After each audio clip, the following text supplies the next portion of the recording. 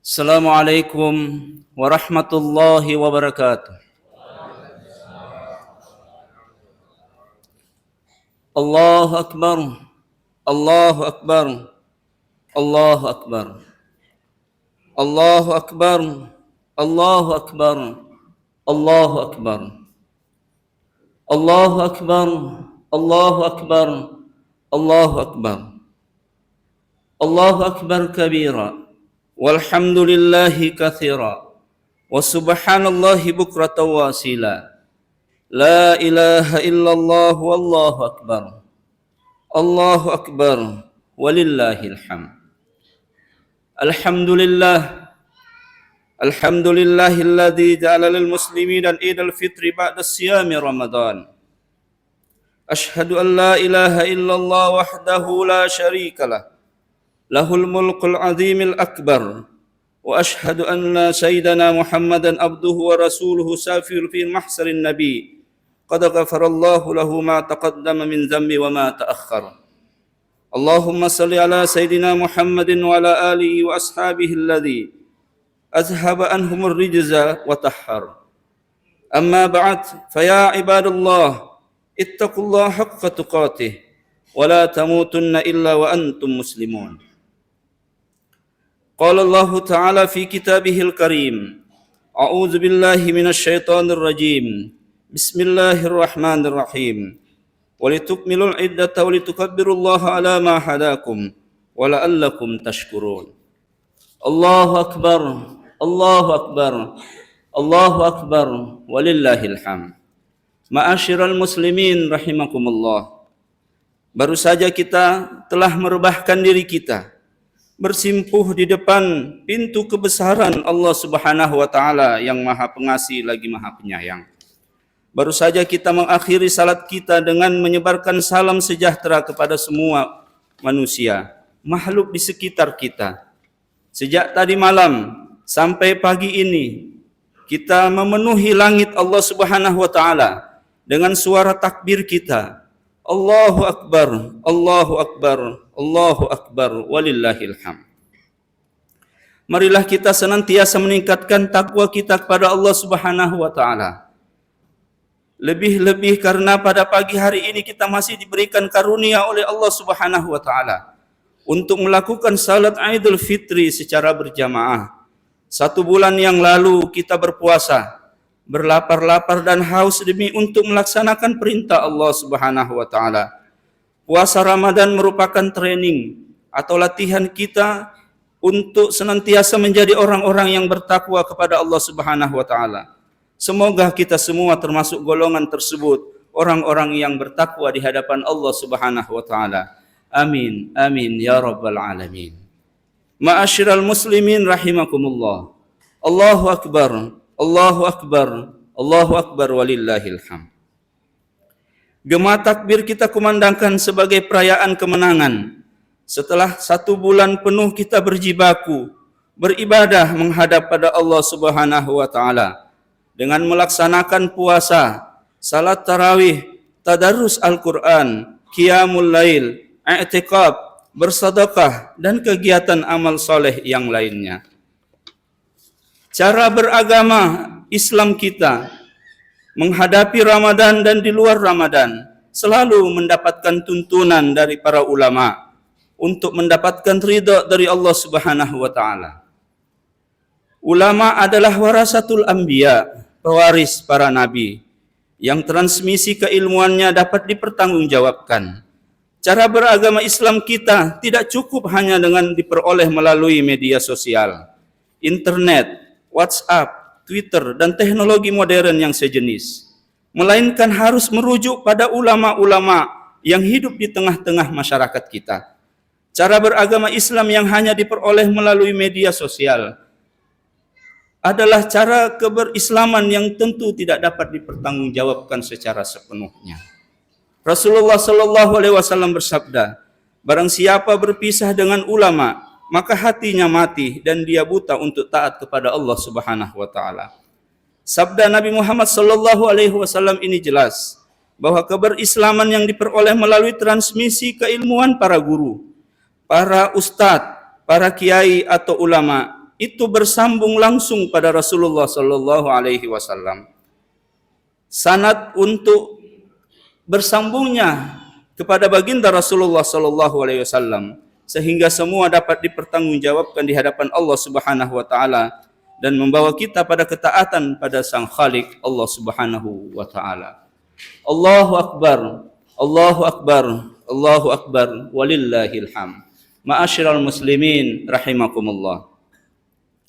Setidaknya ada beberapa pesan Islam berkaitan dengan Ramadan dan Idul Fitri yang perlu sama-sama kita ketahui.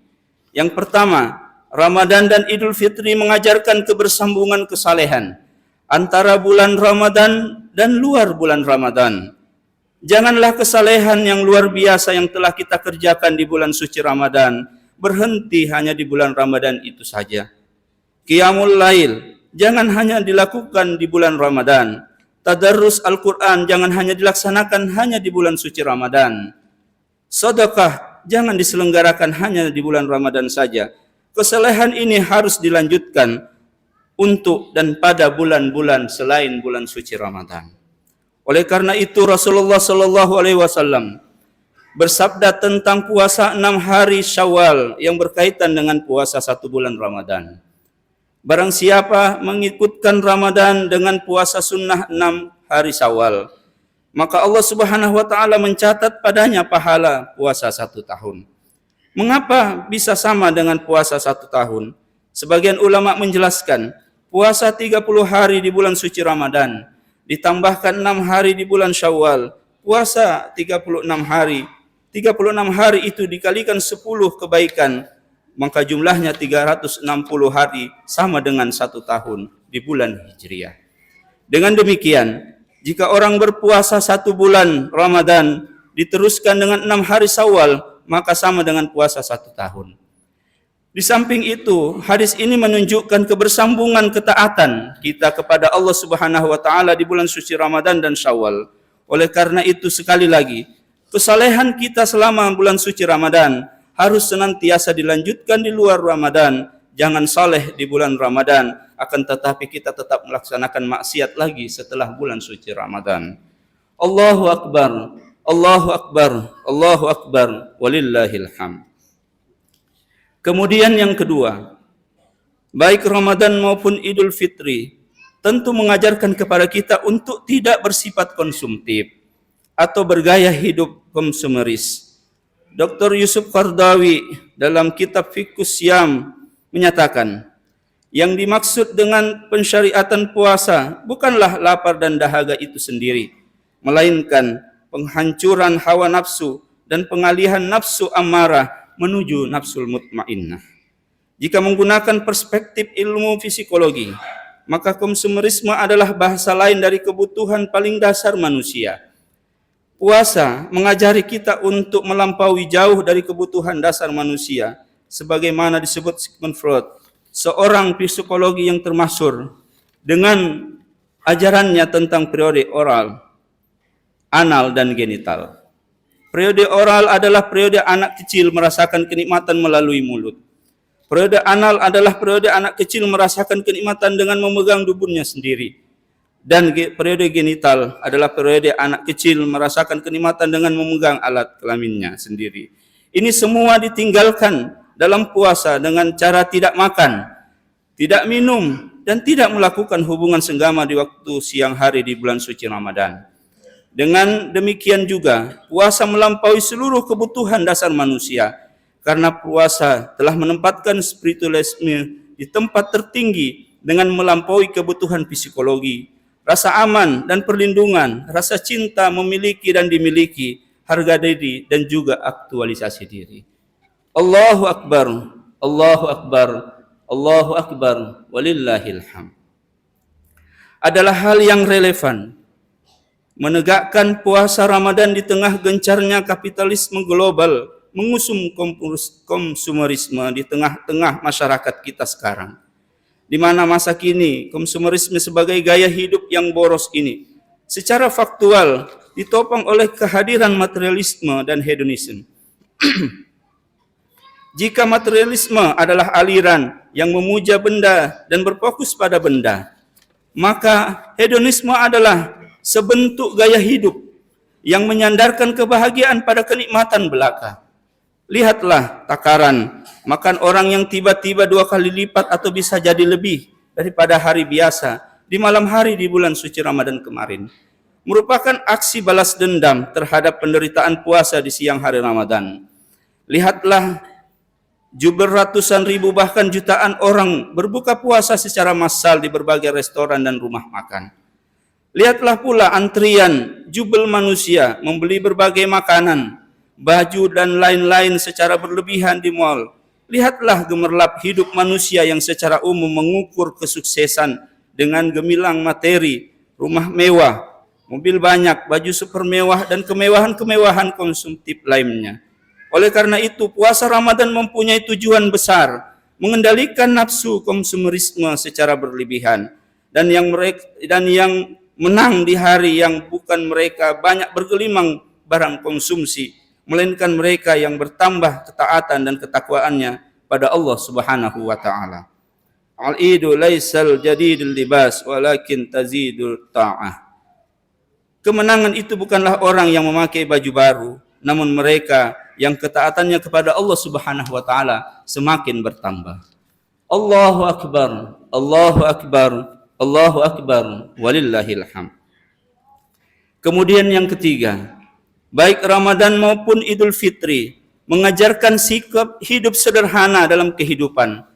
Nabi Muhammad sallallahu alaihi wasallam sendiri mencontohkan dengan sempurna kesederhanaan tersebut, baik di bulan Ramadan ataupun di luar bulan suci Ramadan.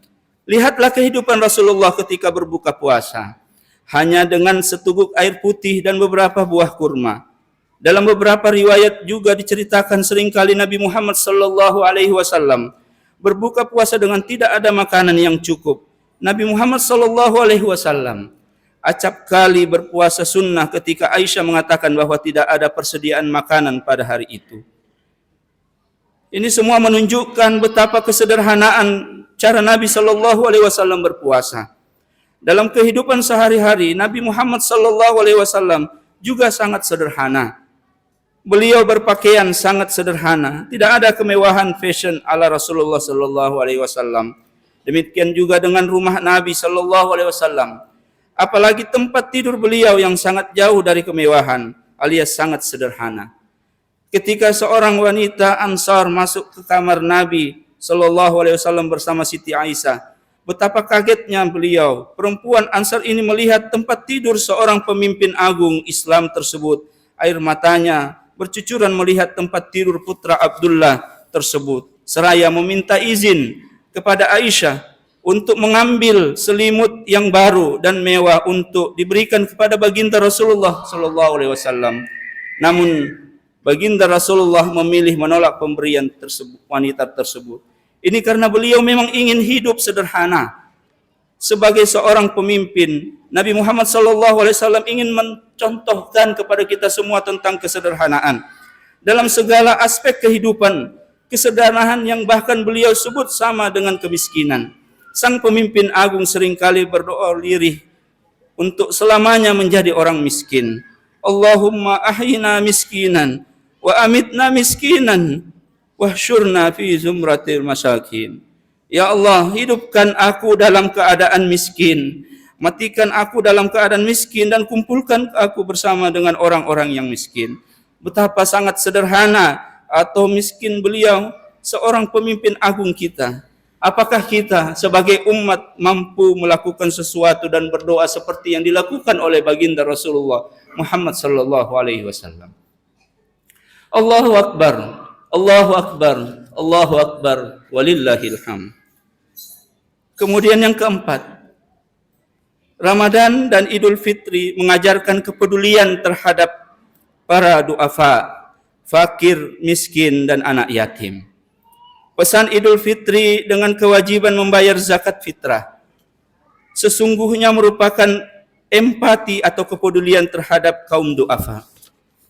Dalam sebuah hadis tentang zakat fitrah ini, Nabi SAW bersabda, "Agnuhum fi hadzal yaumit tawaf."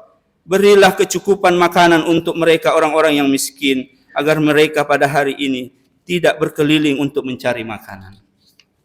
Kepedulian kepada sesama muslim sangatlah berarti karena Islam mengajarkan adanya kesamaan sosial.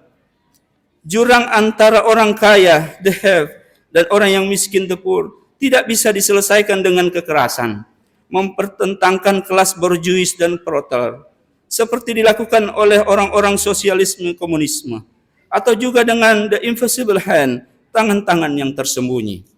Dalam sistem kapitalisme yang individualistik, namun dengan cara Islam, yakni membangun kasih sayang di antara mereka, dengan berbagai program-program filantropi seperti zakat, infak, dan sedekah. Termasuk kepedulian terhadap anak yatim. Dalam sebuah riwayat, setelah melaksanakan salat Id, Rasulullah SAW melihat anak-anak kecil yang berlari-lari riang gembira. Ada canda tawa di antara mereka, dan mereka mengenakan baju baru. Mereka semua bersuka cita dengan datangnya hari raya Idul Fitri.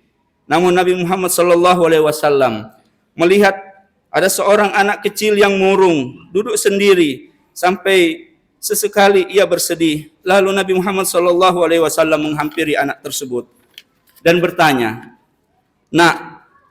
Anak itu menjawab, "Ya Bapak." Anak itu tidak tahu bahwa yang ada di depannya adalah baginda Rasulullah Muhammad SAW. Rasul kemudian bertanya, "Mengapa kamu tidak ikut bermain, Nak? Mengapa engkau menyendiri di sini? Aku melihat wajahmu murung dan sangat sedih." Tanya baginda Rasulullah kepada anak ini. Kemudian anak tersebut menjawab, "Bapak, saya tidak pantas bermain bersama dengan mereka. Saya tidak mempunyai baju baru seperti yang mereka kenakan. Saya tidak mempunyai orang tua. Saya tidak mempunyai ayah seperti mereka untuk berbahagia dan bersenang bersama-sama orang tua.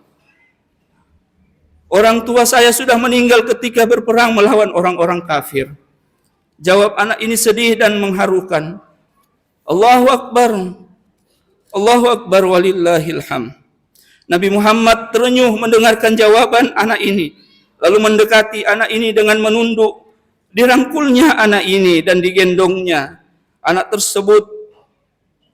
Kemudian Rasul berkata, "Artarda an akuna abak Muhammadun wa ummuka Aisyah wa ukhtuka Fatimah." Apakah kamu rela jika aku, Muhammad, menjadi ayahmu, Aisyah menjadi ibumu, dan Fatimah menjadi saudara perempuanmu?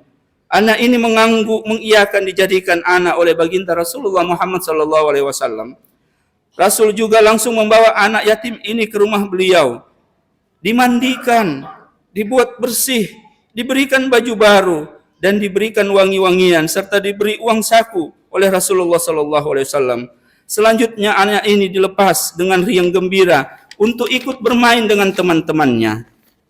Kemudian teman-temannya keheranan melihat anak ini bermain. Kemudian ditanya dan ia menceritakan tentang bagaimana ia dijadikan sebagai anak oleh Rasulullah SAW. Kemudian anak-anak yang lain merasa iri kepada anak ini yang dijadikan anak oleh Rasulullah SAW. Kemudian mereka berkata, "Ya laitani lau mata abi." Mengapa yang mati bukan orang tua kami, bukan bapak kami? Mengapa saya tidak yatim seperti kamu? Ini menunjukkan bahwa mereka iri melihat bagaimana anak ini dijadikan oleh Rasulullah SAW sebagai anak. Demikianlah bagaimana Rasulullah SAW memperlakukan anak yatim di hari raya Idul Fitri. Anak-anak yatim ini diangkat menjadi bagian keluarga beliau yang mulia. Semoga kita semua diberikan kesempatan oleh Allah Subhanahu wa taala untuk dapat meniru akhlak Rasulullah SAW yang sangat mulia. Dan semoga amal ibadah kita diterima oleh Allah Subhanahu wa taala di bulan suci Ramadan dan kita dijadikan oleh Allah Subhanahu wa taala orang-orang yang sangat berbahagia. Keluarga kita Allah jadikan sebagai keluarga sakinah, mawaddah, warahmah. Istri, suami, dan anak-anak kita menjadi orang-orang yang soleh dan soleha, yang pada akhirnya nanti Allah mengumpulkan kita di surganya Allah Subhanahu wa taala. Amin. Amin ya rabbal alamin. Taqabbalallahu minna wa minkum taqabbal ya karim. Ja'alallahu wa iyyakum minal aidin wal fa'idin wal maqbulin kullu amin wa antum bi khair. Bismillahirrahmanirrahim. Wasari'u ila magfiratin min rabbikum wa jannatin arduha as-samawati wal ard wa iddat lil muttaqin wa qur rabbi ighfir warham wa anta khairur rahimin.